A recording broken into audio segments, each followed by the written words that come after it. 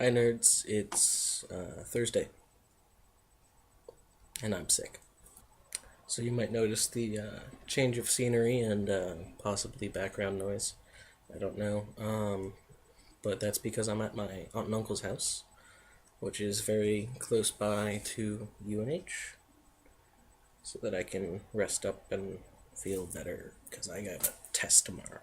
I was considering not doing a video this week because of the sick thing, and when I originally woke up on Monday, I thought I was going to be miming the entire video, and my text editor really sucks. Yeah, the words come on and immediately fall off. You can't hold them there without. But what really got me into this was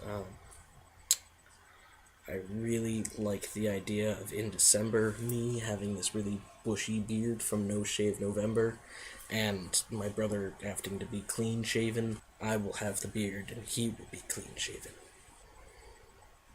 Keep looking that way, and there's nothing interesting that way. Behold, the light from which it's casting on my face.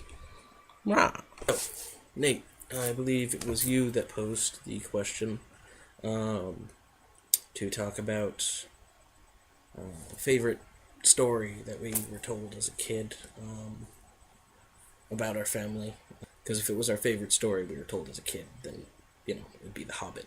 So, I believe my favorite story about the family as we were growing up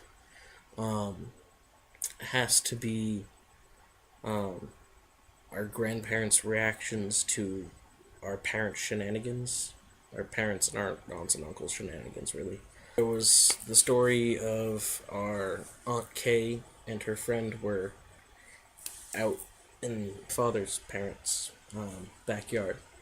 And the two of them were on swings or biking. There's so many stories about it. So they are out in this big field behind the house, and Kay's friend falls and breaks her arm.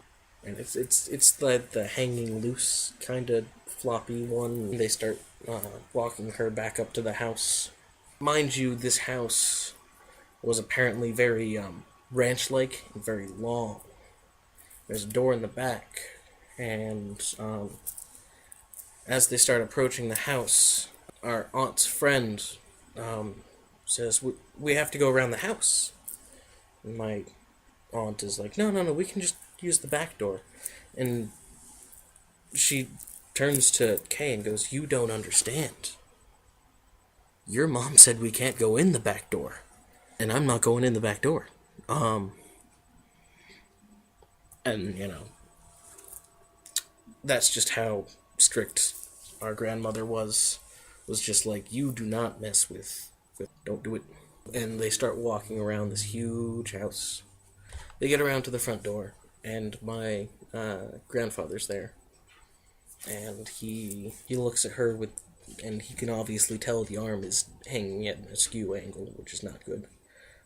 Tears coming out of her eyes, just sobbing, and he's like, what happened? And Kay starts explaining that they were in the backyard playing, and he goes, then why didn't you come in the back door? And this sobbing girl just looks up at him and goes, Edna said we couldn't.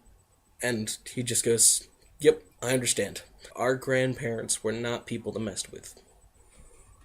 And to counter that, there's the story of my mother and her brother Dan.